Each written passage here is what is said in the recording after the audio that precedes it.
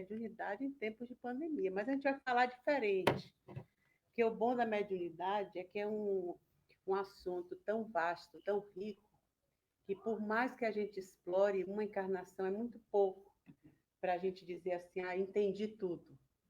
Sempre vai ficar por entender. Né? Primeiro, porque a gente está lidando não só com a nossa natureza espiritual encarnada, mas com os irmãos encarnados. Né?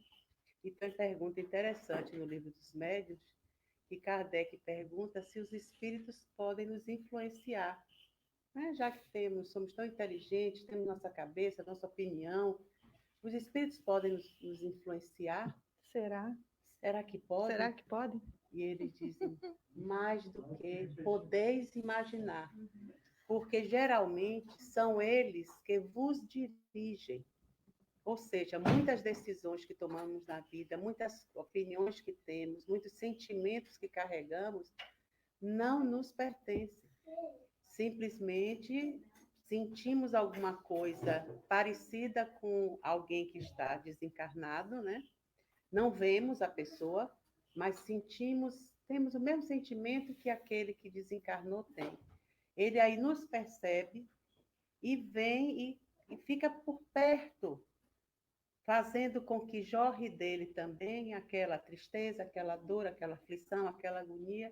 Então, aquilo em nós, que era deste tamanho no nosso coração, vira um botijão cheio de dor. E aí, na hora, a gente tem que pensar o que é que aqui é meu e o que é do outro. Porque o que é meu, eu aguento do outro. Né, Lina? É isso aí. Era só isso que eu aprendi. Mas você que sabe a história do início. Não, mas a gente queria começar aqui com a questão da mediunidade, né? Porque está lá no livro dos médiuns que essa faculdade ela é inerente ao ser humano, então todos nós temos. Tá? Como você disse, Marisa, a gente sente, já existe uma lei de sintonia que vai reger todo esse universo e vai, né? Se vai ter uma ressonância com todos aqueles que estão à nossa volta. E sofrer essa influência dos espíritos. Agora, Emmanuel vai dizer aqui que a mediunidade é um instrumento vibrátil, então são frequências, são vibrações, é energia, nós estamos falando de energia. Né? E cada criatura consciente pode sintonizá-lo. Ele está falando, olha o nosso poder, olha quem é que começa isso, é a história. Né? A história não começa no espírito que está ao nosso lado. A história começa em nós, que nos sintonizamos com alguém que está nessa frequência. Que é muito bacana isso, porque mesmo que você sintonize com o mesmo sentimento, com a mesma emoção que uma entidade doente está sentindo, você pode mudar radicalmente logo, dizer assim, puxa, isso já está piorando, não estou conseguindo, vou mudar de ideia. O que é que a gente faz, às vezes, nós que estamos encarnados, temos muitas opções. A gente sai para conversar com alguém, a gente vai à praia, a gente faz uma meditação, vai ouvir música, vai ao médico, faz alguma coisa que nos ajude a quebrar aquela sintonia. Ou, às vezes, basta entrar alguém na sua casa e diz, fulano, olha, isso assim aconteceu comigo, e você, naquela hora, vibra de alegria pelo que aconteceu ao outro. Você está um trapo, mas você vibrou pelo outro, o cara lá desencarnado já lhe perdeu. Bicho, cadê ela? Que estava aqui na estante, que eu não estou vendo mais. Então, é mudar, né, a maneira de sentir. Porque não é só pensar, mas continuar com aquele bloco no coração, mas ir sentindo diferente. E a gente sabe disso, temos altos e baixos durante o dia, né, violentos. Podemos estar assim, no ápice da alegria, de repente vem uma notícia, você vai lá embaixo, mas logo se recupera. Não pode gostar de ser o coitadinho ou a coitadinha, né? Quando eu digo coitadinho, é homem e mulher. Qualquer semelhança é mera coincidência. E o que está acontecendo com a gente nessa época de pandemia? Né? O que é esse... Nós estamos indo do Covid-19 para um Convida 20. Estamos em 2020. Mas o que foi que esse vírus trouxe? Uma situação que era uma enfermidade extremamente contagiosa, né?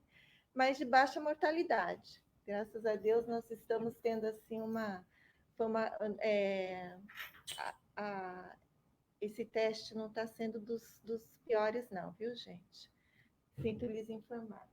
Mas nós temos uma diversidade de como esse vírus se manifesta em cada um, né?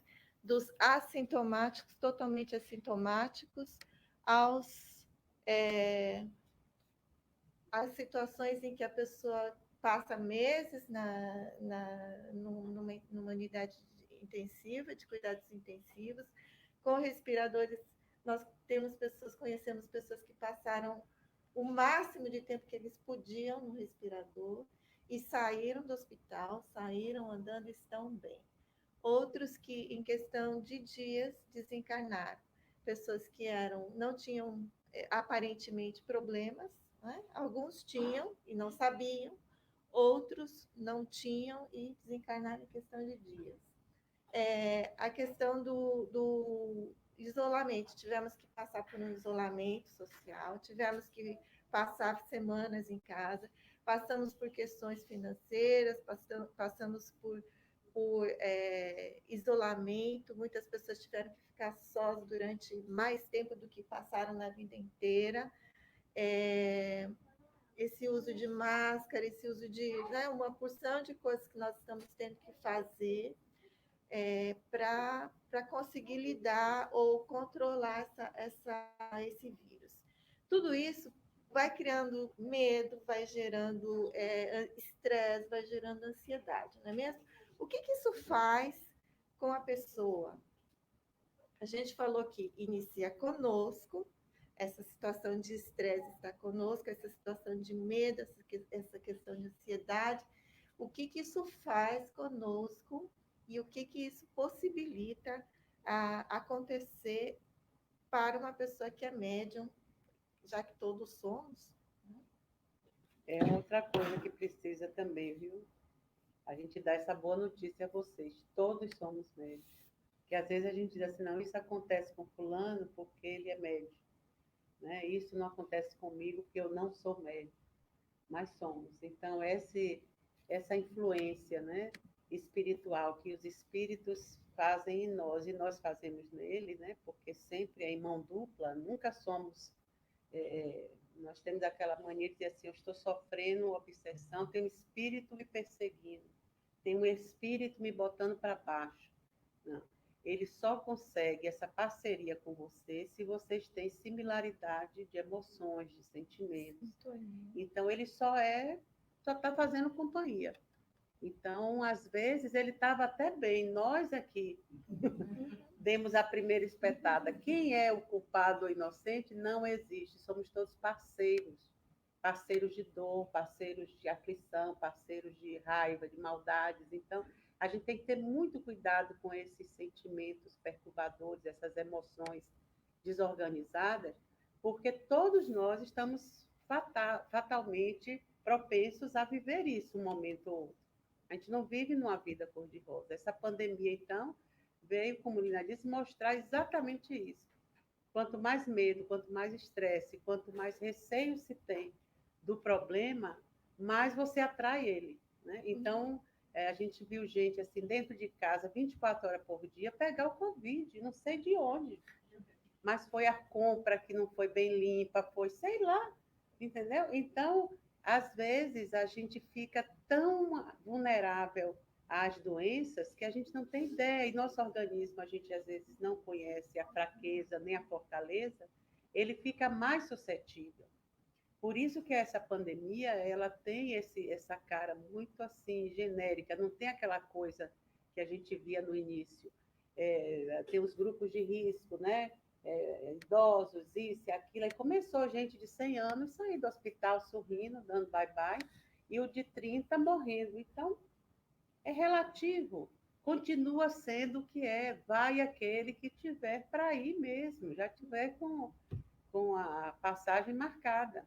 E aquele que quer se arriscar, tem aqueles que provocam também o mal em si mesmo. Então, A falta de né? prudência. A falta de prudência, etc. E o medo é uma coisa, é um dos sentimentos mais tristes que existe, porque o medo lhe trava o caminhar. Nós estamos na vida para evoluir caminhando, né? Fazendo coisas, pensando em projetos, mesmo não é realizando tudo, mas querendo, desejando, educando o nosso desejo para coisas positivas. Aí vem o medo de, aí se eu morrer desta doença que está aí, aí pronto, aí você já fica fraco, né?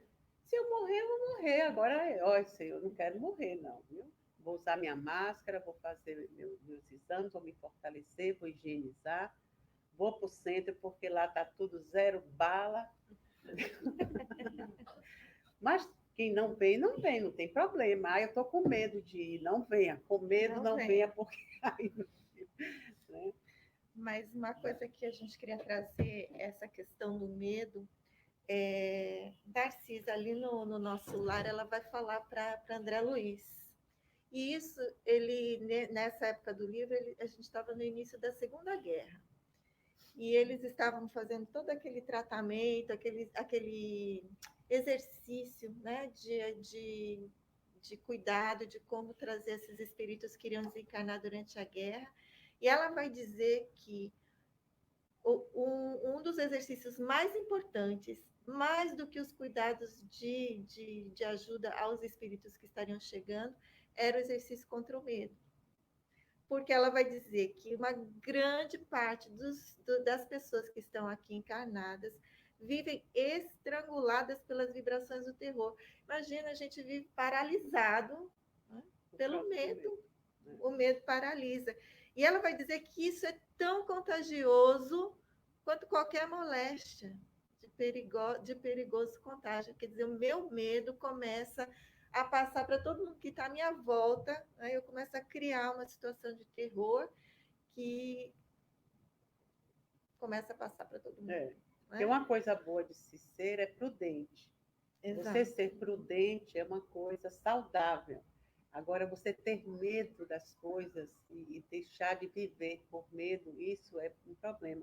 Hoje eu estava até ouvindo uma fala de Divaldo, ele comparando, né, essa mortandade de agora com a da guerra, como as colônias, né, se prepararam para receber essas pessoas que saem da vida assim meio de surpresa, né?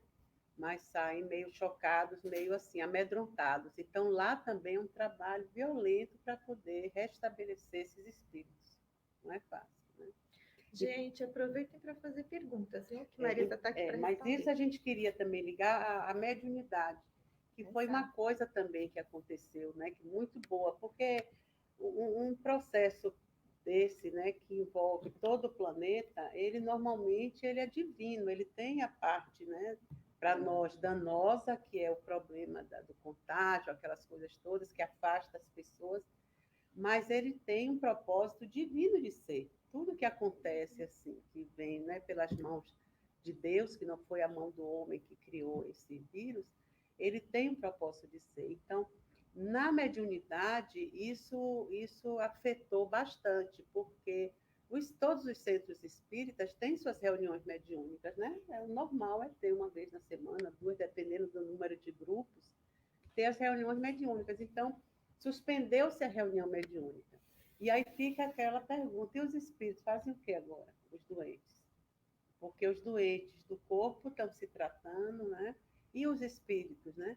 Então, a gente fica pensando nisso, e, por exemplo, o nosso centro, muitos centros eu não sei como agiram, mas aqui no centro nós suspendemos a reunião presencial e continuamos com uma reunião de estudos virtual.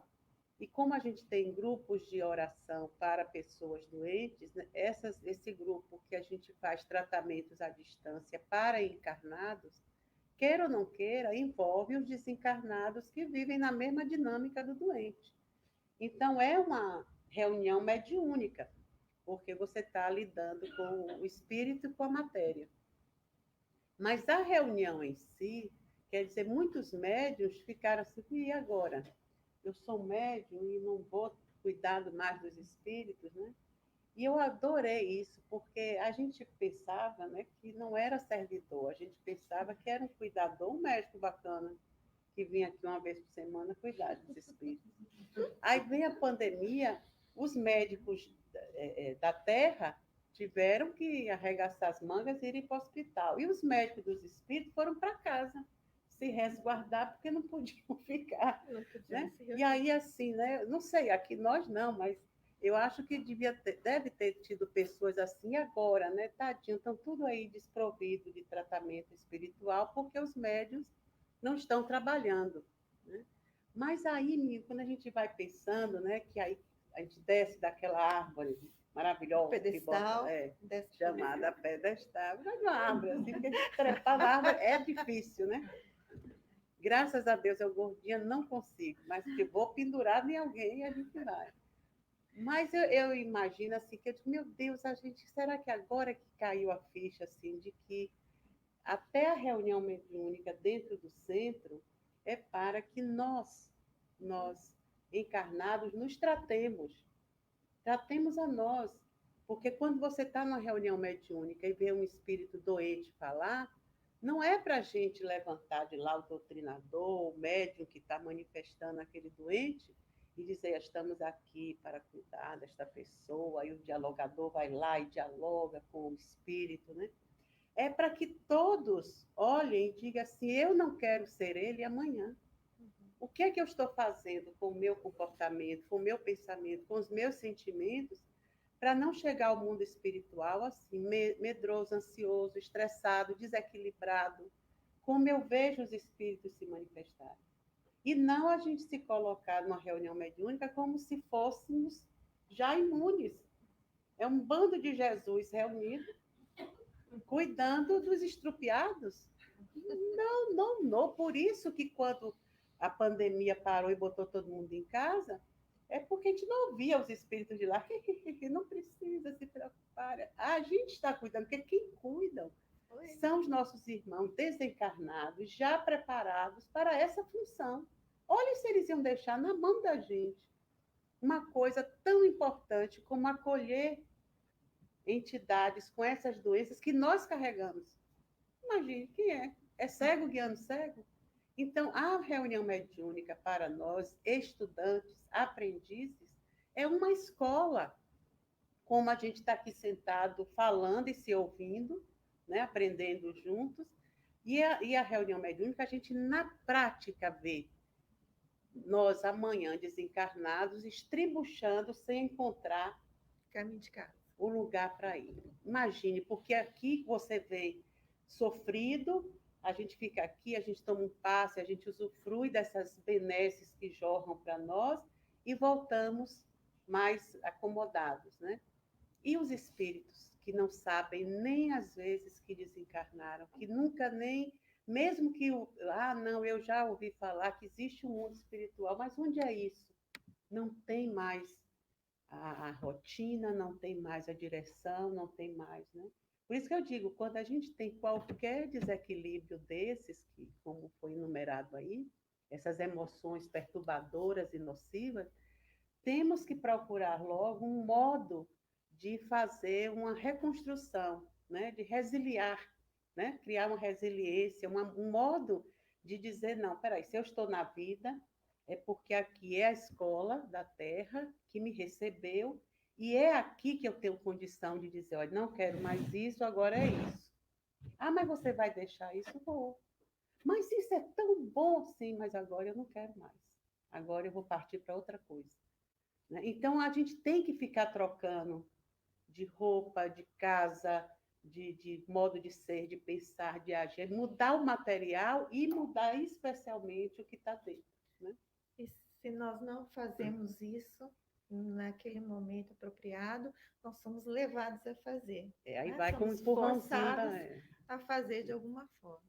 E aí é mais doloroso, né? É mais problemático, mas no fim tudo se acerta. Devia avisar o pessoal, viu, que está assistindo, que esse livro, Mediunidade e Sintonia, é maravilhoso. Ele tem PDF, é um livrinho pequeno, mas ele é muito elucidativo, né? E a Lina tirou bastante coisa dele. Foi ele nosso lar, né, Lili? Então, Emmanuel, Porque Emmanuel, né? Tem que ter Emmanuel na jogada, senão a gente não consegue entender direito. Emmanuel que enfia a goela abaixo, eu gosto dele por isso. Porque ele não é bonzinho assim, ele não diz assim, não, peraí, olha, é assim, com jeitinho, não. Ele já vai assim, abre dá a uma boca, pancada. enfia o remédio. Mas, em cima de tudo isso que você falou, né, observa o próprio rumo para que não te surjam problemas de companhia. Aí, Emmanuel dizendo para gente. Olha para dentro de si mesmo para ver o que é que tipo de companhia que você está chamando. Bom, e aí quando a gente está fazendo esses estudos, a gente tem as práticas, como diz a Estela, né? E o coitado do marido que sofre nessas práticas, porque ela é que está junto com a gente na maior parte do tempo. Aí, ontem à noite eu cheguei em casa e eu vi uma barata. E eu estou falando isso porque ele fala assim, desce... Depois é culpado do marido. Desce É lógico que é o desce marido. a animalidade, entendeu? Aí eu vi a barata, eu falei, vamos lembrar, né, para a gente Desce ligar que eu descia ao nível da barata mesmo, E porque encontrarás uma extensa multidão daqueles que te que acompanham. te acompanham, que já são meus companheiros, né? Eles já estão comigo. Então, assim, Mas a barata- não precisou de muito para eu descer para a animalidade. E aí, assim, na hora que eu não tenho problema com barata, não. Eu vou lá e mato. Mas aqui essa eu não consegui matar. Aí é terrível. Aí isso me dá assim, uma Isso aí, sensação né? horrível, gente, porque né, eu já vejo ela se multiplicando. Aquilo me deixou, assim, me tirou do sério de uma tal forma, que tinha uns pratos assim na pia que eu quase. A minha vontade era de atirar aquilo assim dentro do armário para matar a barata. Aí hoje de manhã eu acordo e eu leio isso daqui. Aí sabe quando você vê assim, você olha do lado, você olha Emmanuel olhando para você, falando assim, tá vendo como é fácil? Tá vendo o que eu quis dizer lá da animalidade? Como é fácil? É muito mais fácil do que você imagina. Né? Então, assim, eu vi, aí eu falo assim, bom, eu vou parar de escolher os temas dos estudos, Não, porque as aquilo é experiências terrível. vão ficando terríveis, vão ficando muito difíceis, Não, e gente. o pior, A gente se o olhar pior é que durante a e ver semana uma ela fica barata, né, dentro de mandando, nós. sabe? Olha aí esse texto. Que Não, beleza. todo dia eu converso com a Emmanuel todo dia me dá uma chapuletada na cabeça, é eu falo, eu não vou levar sozinha, não, eu vou mandar para a Marisa. Aí eu mando para ela. Mas é isso. Então, essa questão dessa animalidade que nós temos, nós estamos muito mais próximos dela do que da humanidade. Podem reconhecer. É melhor reconhecer do que... Porque aí, quando a gente reconhece, os espíritos, um bocado, já saíram daí de fora. Quando a gente sair, eles não encontram mais a gente. Porque a gente já se confessou. Mas quando a gente fica ainda se achando... Porque o negócio é esse quando a gente trabalha no centro espírita, né? A gente fica muito, assim, vulnerável a esse tipo de comportamento. Porque agora está muito melhor, mas eu sou do tempo que do centro espírita você falava baixinho, porque você era um espírito evoluído. Você não falava, fulano. Não, era aquele negócio, né? Então, aqui mesmo tinha barata e tinha espíritos evoluídos que não queriam que matasse as baratas. Então, eles botavam assim um copinho, um negócio, botavam a barata lá fora. Aí vinha outra, sabe? Aí eu disse, meu Deus, como é que a gente faz para exterminar isso de uma forma bem evoluída? Aí Giza fez assim, vamos contratar o exterminador. O exterminador, e não diz a ninguém por que tem que dizer. Ele não vai vir na hora que tem gente do centro, menino, nós fizemos isso.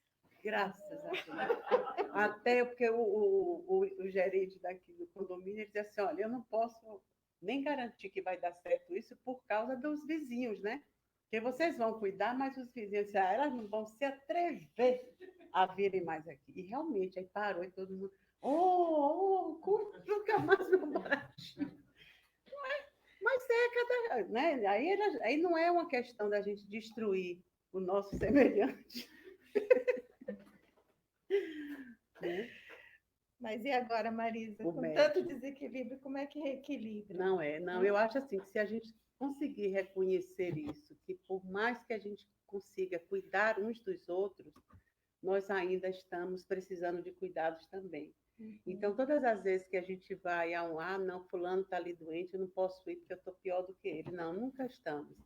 Sempre que a gente está como está, estamos bem. Se a gente disser a nós mesmos que está bem e olhar para a humanidade à nossa frente, é só entrar na internet e ver o que é você estar mal, o que é você estar abandonado, né?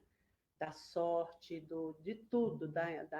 Tem pessoas que sofrem de uma maneira como se elas ainda estivessem animalizadas mesmo, sem rumo, sem conseguir raciocinar de que pode haver a luz no final do túnel. Não é a luz que eu quero, mas é aquela penumbra que eu mereço viver, que vai me ajudar a sair.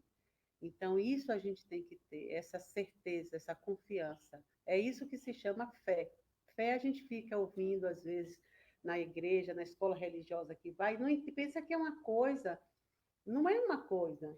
É questão de confiança. Olha, eu confio em fulano para dirigir para mim. Eu tenho fé nele, eu tenho fé na capacidade que ele tem. Isso é confiança, né? Então, essa confiança a gente tem que ter na vida, porque a vida, ela sempre vai ser vida, a gente não vai perder ela. Mesmo que a gente saia daqui, a gente vai para casa. Depois volta para cá de novo, para a escola. Então, tem que ter esse sentimento construindo dentro de nós, para não chegar numa hora dessa, como a gente viu anteriormente, de acontecer alguma coisa, ou com a gente, ou com alguém, algum ente querido, alguém que a gente não, né? E a gente fique perdido. Não podemos nos perder, nunca. Já bastam os momentos mesmo que dá aquela tristeza, é alguém da família que vai desencarnar, é alguém da família que está doente, é uma pessoa querida que se foi, é um casamento que se desfaz, é um filho doente. Sim, isso faz parte da minha história. E daí? Eu vou fazer da minha história o melhor que eu puder e não afundar a minha história. Se eu vim com essa história, é para vivê-la intensamente. Não era para ser aquela casa com aquelas figuras da margarina que eu via nas propagandas, né? Quando eu era criança pequena lá em Barbacena, que todo mundo via aquilo e sonhava com né? Aquele casal com aqueles filhinhos maravilhosos. Não, a vida é a vera mesmo, a vida é real, né? Mas tem como reequilibrar o médio. Como é que se reequilibra, não é? E como você mesma falou, a questão da prece, a melhor prece que há, né, está lá no Evangelho, é a boa ação. Né? A gente senta em casa, assim, enquanto estamos sós, rezamos, buscamos nos elevar, mas o que é que vai fazer diferença mesmo é quando a gente arregaçar as mangas e pôr a mão na massa. Né? Não mais aquela prece, Senhor, estou aqui, me ajuda, vem. Esperando que caia para mim, que alguém bata na minha porta e isso chegue a mim. Não, pedir fazendo o que você quer para você. O que é que eu quero para mim? Eu queria que alguém viesse aqui agora e, sei lá, me ajudasse a passear um pouquinho, a ir ali na praia, andar, olhar a natureza. Ligo para um amigo, ô fulano, você está tão para baixo, bora ali, eu vou te levar ali, vou passar aí agora. Mentira, quem precisa é você, né? Estou passando aí, mas você acha que eu estou? Está sim, eu estou achando que você não está bem hoje. Porque você quer uma companhia, você entendeu? Aí você dá essa... Isso faz parte do pedir, do rogar, né? Então, a gente não pode ficar parado pedindo, porque não cai do céu. Isso acho que a gente já compreendeu a essa altura da nossa existência, né? Que não cai. Às vezes, bate alguém na porta, um telefone toca, depende da urgência daquilo acontecer, mas imediatamente você tem que dar o outro passo. Né? E o outro passo é fazer aquilo com mais alguém, né? Pay it forward. Fazer o que gostaria que fizesse para a gente. Assistir aquele filme, Pay it forward? É aquilo. Aquilo é que faz gerar vida, né, no planeta. O movimento gera criação. E o vigiar, né? Como você falou, se é aquele meu pensamento, aquele meu sentimento que vai gerar algum problema, se eu me entregar para todas aquelas coisas que estavam causando desequilíbrio, Se eu não perceber, é muito fácil cair e cada vez mais fundo, né? Se eu estiver constantemente vigiando, quanto mais cedo eu perceber a mudança daquela energia, daquela vibração, opa, mais fácil de eu voltar. Quanto mais tempo eu ficar naquela rádio triste, mais difícil de voltar para o positivo, né? Esforço contra más tendências, né? Esforço contra a nossa ociosidade. Nós tivemos uma leitura, um estudo essa semana de Emmanuel também, que ele fala que um dos problemas é que a gente se congela na ociosidade. Não foi isso? Essa semana foi difícil, gente. Foi. A gente quer mudar as coisas, mas não dá um passo. Não, entendeu? Então, às vezes, quando você já não tem mais saída, ou seja, não ter mais saída é quando você está muito fraco. Aí você enfraquece tanto, a sua vontade já está lá no fundo, que você precisa de algum apoio extra para poder dar uma... Né? É como quem diz assim, chegou no fundo do poço, cheguei. Aperte o pedalzinho que tem aí embaixo e dê um jump para cima. Porque nada pode ser tão ruim que nos leve a, não, eu quero morrer. Morrer? Então, a gente morre um pouquinho daqui, né, do material, porque daqui a pouco a gente vai para o espiritual. Então, morrer não é opção. Né? Morrer é covardia. Né? A gente tem que ter coragem de viver. A vida, para viver a vida, tem que ter coragem. Agora, morrer é fácil. Morrer, né? E agora com Covid? Vixe, Maria, é rapidinho. E se você virar o próximo livro, sempre a história de Chico, né? E Chico dizia que toda vez que ele se sentia triste, Emmanuel virava para ele e falava: Chico, vamos lá para a periferia da cidade, vamos lá ajudar alguém. E ele saía, ia vendo aquele povo, aquelas pessoas ajudando com uma prece, ajudando com uma água, né? Às vezes porque não tinha nem comida para levar, mas ele levava água fluidificada. E voltava tão melhor, voltava tão bem. Fazer o bem com alegria. Né? Chico passava, né? O pessoal, quando ele passava assim, de carro aí para ir para algum lugar, aí o pessoal, paz, Chico, paz. Ele, pá para você também, pá para você. Era pá para trabalhar, vamos fazer coisas, né? Ficar pela rua, toma paz, nada. Trabalho. Mas servir, uma coisa que a gente descobre depois de um tempo é isso, que a vida é servir ao outro, né?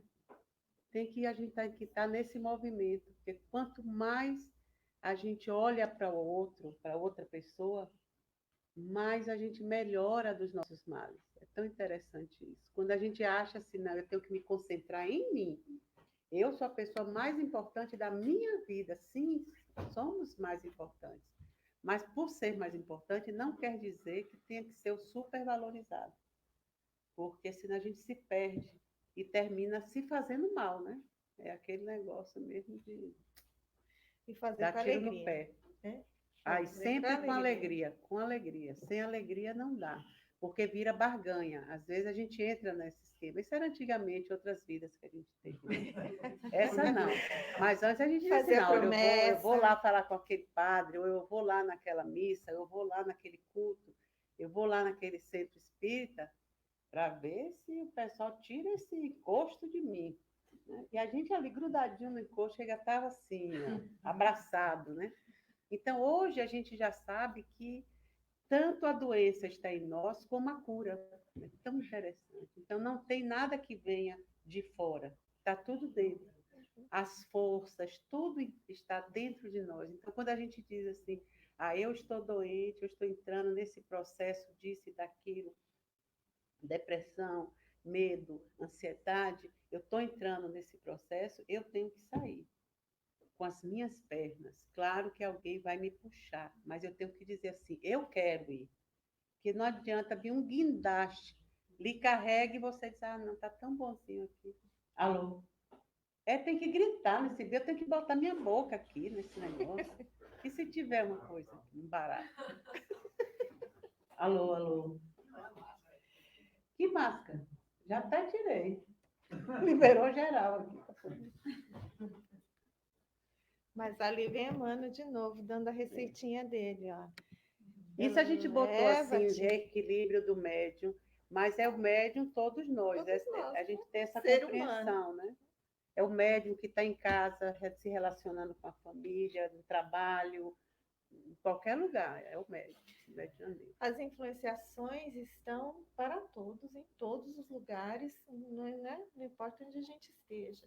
Mas ele vai dizer que eleva-te no aperfeiçoamento próprio e caminharás de espírito bafejado pelo concurso daqueles pioneiros da evolução que te precederam na jornada de luz, guiando-te as aspirações para as vitórias da alma. Então, aí, ó, então é só a gente mudar a nossa vontade, né? Que vem ajuda assim de cima. Examina os teus desejos e vigia os próprios pensamentos. Então, ontem a gente estava aqui no estudo do Depois da Morte, a gente comentando sobre os capelinos, né, que estão há 25 mil anos, mais ou menos, mais evoluídos do que nós. Foi mais ou menos isso que comentaram, né? Então, eu fico imaginando assim, vamos pensar, não precisa ser ano terrestre, mas sejam unidades de evolução, 25 mil unidades de evolução. E para chegar até a gente, né? Porque Deus vai agir nas nossas vidas através das criaturas, não é mesmo? Então, vai chegando gente de lá e vai ajudando, a gente vai se ligando por elos de afinidade, por elos de amor, não é mesmo? A gente vai se reconhecendo aí. Jamais viriam os missionários de qualquer lugar que fosse se não viessem também os caídos, né?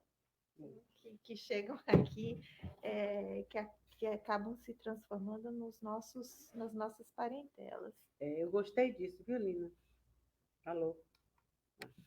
Examina os teus desejos e vigia os próprios pensamentos. O seu tesouro está onde está o seu coração. Então, por isso que a gente não pode botar a culpa em ninguém, né? Se isso está acontecendo comigo, é porque o meu sentimento está nisso. Eu disse à vida, eu quero que isso seja assim. Eu quero seguir esse caminho que está me levando a uma derrocada, por exemplo.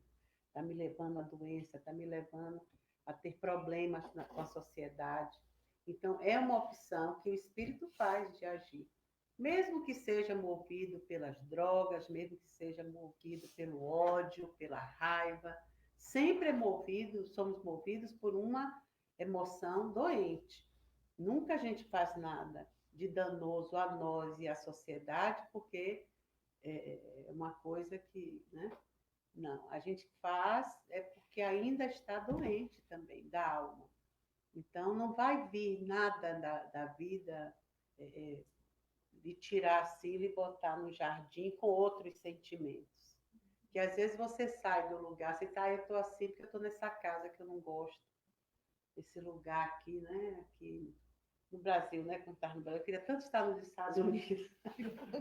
Aí vem para os Estados Unidos com toda a bagagem e a bagagem espiritual também. E traz todo mundo, né? Aí quando chega aqui, você também não se sente feliz. Você volta para lá, não se sente feliz. Então, o problema somos nós. Trazemos a nós mesmos. Então, há de se perceber, né? Qual é o problema, o que é que me falta, o que é que me falta fazer para eu poder sentir agora uma sensação que me dê mais leveza na vida. Né? Há que se tornar o médium do bem. Para o médium, principalmente o médium da vida, muito. E o médium no centro espírita, demais, porque aí você está cara a cara com você mesmo numa reunião mediúnica. Você, às vezes, está manifestando a você mesmo. Né? Isso acontece com o médium na reunião mediúnica. E depois, quando acaba, ele diz, mas você viu que espírito terrível, tão triste, tão assim, Mas ele está falando dele mesmo. E isso é bom que aconteça, porque a gente se manifesta. Né? Depois que a gente começa a se tratar numa reunião mediúnica, que a gente começa a manifestar outros, porque às vezes a gente não tem nem como ouvir outros. A gente tem que ouvir a si mesmo dizendo que é o outro. É tão interessante, né? Porque dói muito, né? Quando a gente pensa que somos nós mesmos. Como eu falei, né? Quando eu falei da barata, estava falando de mim mesmo, não era da barata. Mas a questão da lei de sintonia é preciso fazer um esforço. Como disse Marisa, não vai cair do céu, não vai ter milagre. É preciso fazer um esforço para manter a sintonia em frequência mais alta. Precisa de sabedoria e de conhecimento, né? Para a gente conseguir fazer umas escolhas mais sábias e mais conscientes. Se a gente não estava conseguindo fazer antes da pandemia, olha aí, a gente trouxe umas fotos aí, Milão, antes e depois da pandemia, Veneza e Nova Delhi. Os canais estavam até com peixinhos, com tudo, né? Então, antes não se via, com a poluição, nem se via a paisagem. Hoje, só faltou nós ali, antes e depois. Depois a gente bota, né? Não, nós envelhecemos demais. Mas a gente não vai ter assim, né? Uma coisa tão gritante, porque é interno. Mas a gente vai saber. Puxa vida, ó, eu enfrentei isso, encarei aquilo, vou ter meu bebê. Já pensei, isso é tão bacana. São processos assim que a gente nunca teve. Vamos passar agora a viver processos assim, mas que a vida vem e saculeja mesmo. E o mundo todo se voltando para o mundo todo. Agora é a vacina. Todo mundo quer a vacina. Mas se a vacina não for para todos, não vai adiantar. Né? As epidemias vão começar a acontecer, depois vira pandemia de novo. Então, é bacana isso. Né? As pesquisas são para todos, né? A cura tem que ser para todos. Isso igual, que esqueci de ligar o bichinho. Isso é bonito. Pode deixar ligado, né? Mas então, para a gente. Quando ele vem de lá assim, com aquela feição tão carinhosa, eu já sei que eu fiz alguma coisa assim. Isso aí é a coisa mais linda, essas prescrições de paz, né? Que vai ter, né, os processos que acontecem no planeta, não são processos de cair flores, né? São guerras, é a fome, são doenças. Então, vem a dor, mas a gente sabe que ali aquela dor está transvestida da bênção de Deus, para que a escola da vida nos passando testes, provas. Escola é assim, né? A gente entrava para fazer uma prova, a Maria orava assim. Nunca vi isso. Quem foi que começou a botar esses assuntos agora aqui?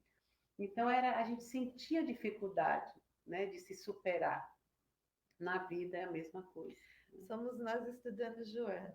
A gente estuda no sábado um texto de Joana, que nós ficamos, acho que umas 6 semanas no mesmo texto. Cada vez que a gente lia, todo mundo falava assim, nossa, não foi isso que a gente viu na semana passada.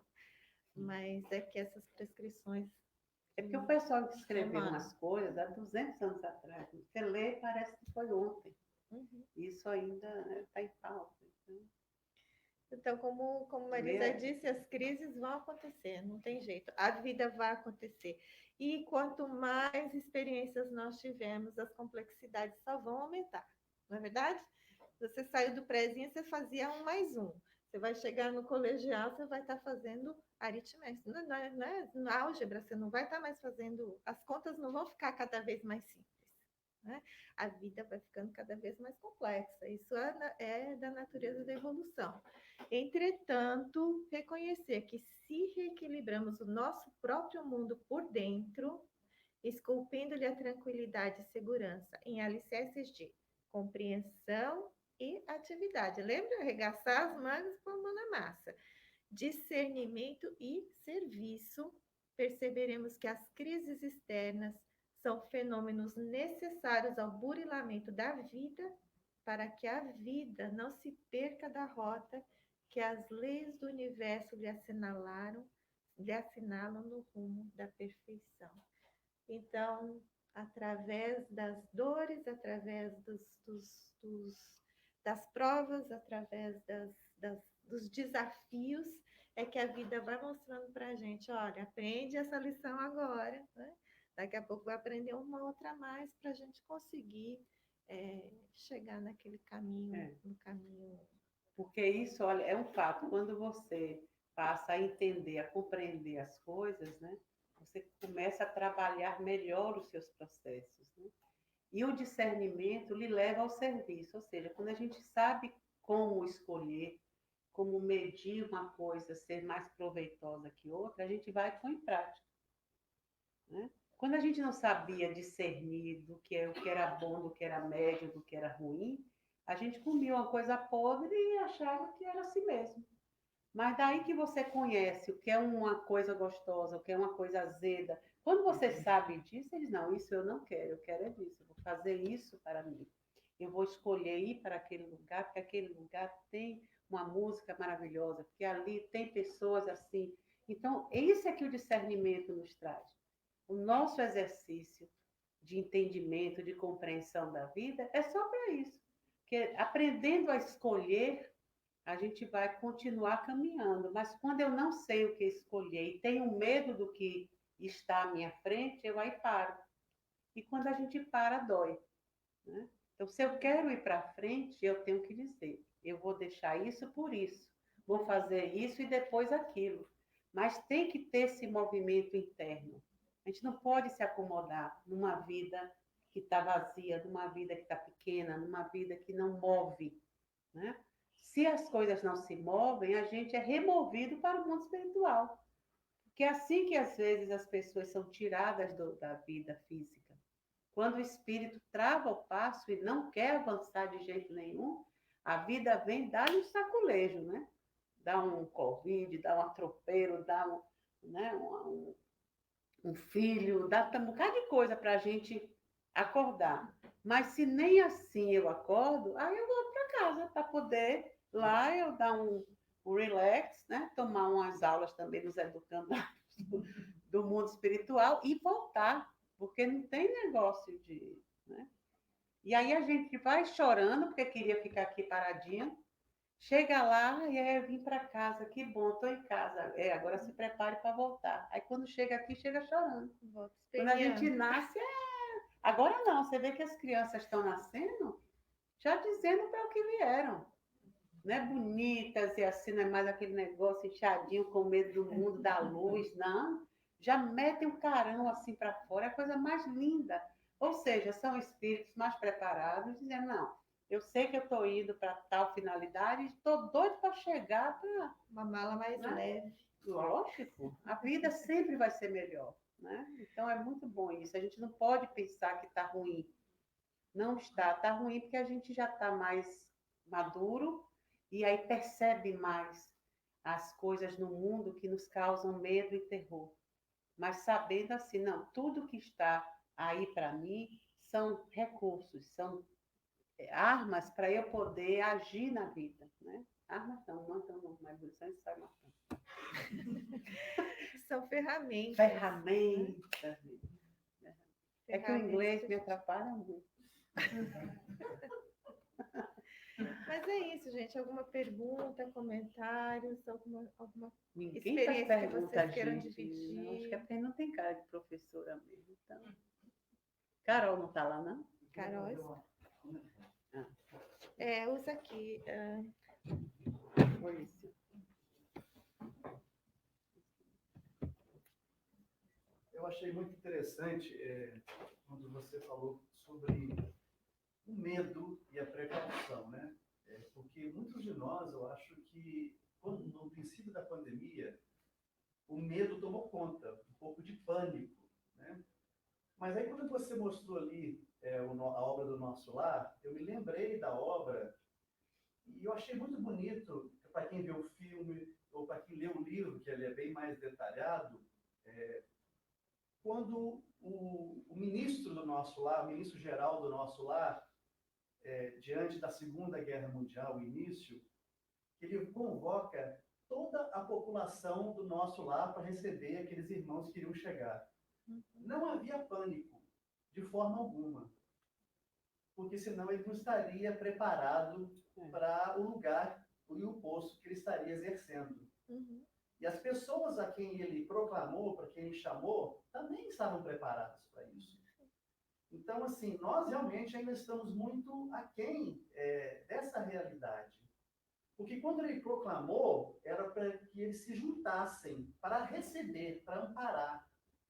Nós aqui, no princípio da pandemia, o medo tomou conta da gente. Mas a gente vê a gente valorizou muitas coisas que passavam desapercebidas para nós. Nós aprendemos a valorizar um abraço. Quanto tempo eu não chego aqui, posso dar um abraço a uma pessoa querida, né? Num amigo, num companheiro. E, ao mesmo tempo, a gente vê que a vida não cessa. Hoje eu tive a oportunidade, as pessoas, os internautas não vão poder ver, mas essa moça aqui está grávida.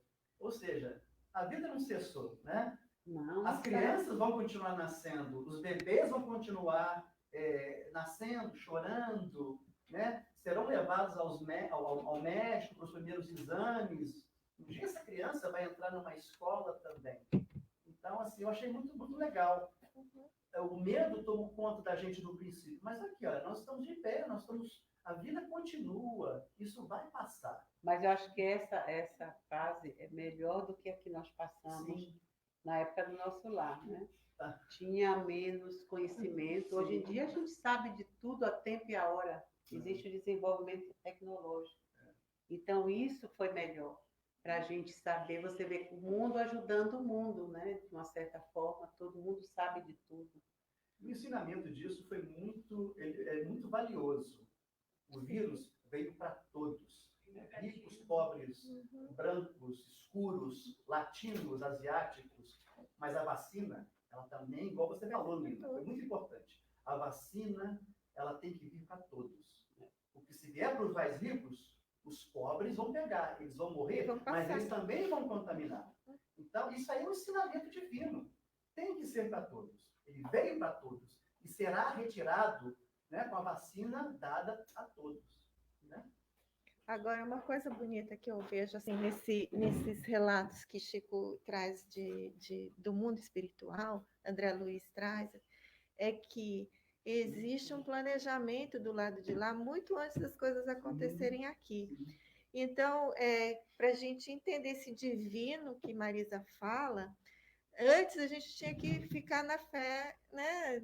Às escuras, tinha que acreditar que Deus está vendo todo mundo, porque tá. Mas agora nós temos relatos contando em detalhes que existe treinamento específico, que existe um grupo de pessoas que vão estar ali conosco. Então, ninguém está abandonado, ninguém está sozinho, não tem criatura no mundo que não esteja em Deus. Tem uma pergunta aqui de Silene Onofre. Mas o medo não faz com que a pessoa tenha mais precauções e se cuide mais? Porque quando não se tem medo, as pessoas não se cuidam, não é assim? Mas não é desse medo que a gente está falando, não. É o medo que trava, é o medo que tira você das realizações. Né? Agora, lógico, a gente tem que ser prudente. Prudência é esse medo que é saudável, você dizer, não, eu não preciso botar a mão ali naquela fogueira para saber que queima. Não precisa eu ir de encontro, né? Só porque vem alguém me assaltar, não, eu vou reagir, eu não tenho medo. Não é isso, aí é uma impetuosidade que chega a ser ignorante. A pessoa ignora o perigo.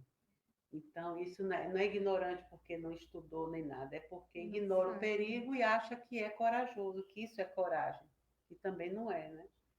A prudência é quando, voltando ao assunto da barata, a prudência é quando a gente vê uma barata daquele tamanho.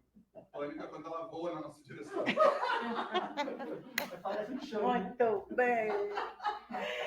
Não sei se o pessoal aí ouviu, mas o Léo falou aqui que a prudência é quando a gente vê a barata daquele tamanho e o pânico quando ela voa na nossa direção. Estelinha botou uma coisa. Ela colocou uma observação aqui que essa pandemia me mostrou que melhorar a nossa sintonia tem que ser revista mais frequentemente durante o dia, não só mais nas orações das manhãs.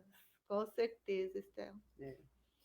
É porque às vezes a gente faz aquela prece, por isso que a prece é ação. Você faz aquela prece de manhã para abrir o seu dia, mas quando você parte para o dia, você já parte de cabeça baixa, Jesus cheio falou, de sono. e orar. E orar, Tem que na hora... E oração é orar com ação. Com ação. É um movimento fluídico, é um movimento energético e um movimento de ação material, de você mostrar ao mundo que você brilha. E aquilo é contagioso, aquilo vai ajudar outras pessoas. Né? Tirar o Deus da religião para trazer para nós, para o nosso dia a dia, que é a realidade. Né? Por isso que esse Deus imantado, esse Deus interno que a gente precisa começar a construir, a entender, não mais, porque a gente veio do tempo dos tempos. Então, Deus estava dentro do templo. Né? Então, quando a gente não ia no templo, a gente estava sem Deus. Então, é isso que a gente tem que deixar de perceber mais, mas isso fica enraizado, porque foram muitas vidas assim. Mas é esse Deus em mim. Então, a força de Deus, não é Deus pessoa, que a gente não vê mais Deus como uma pessoa, mas Deus, todas as forças divinas que o ser criado por ele possui. Por isso que dizia que era a imagem e semelhança de Deus.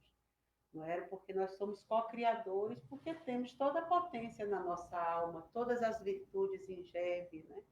Temos o amor de Deus no nosso DNA. Então, somos indestrutíveis, somos imortais, como os deuses são, né?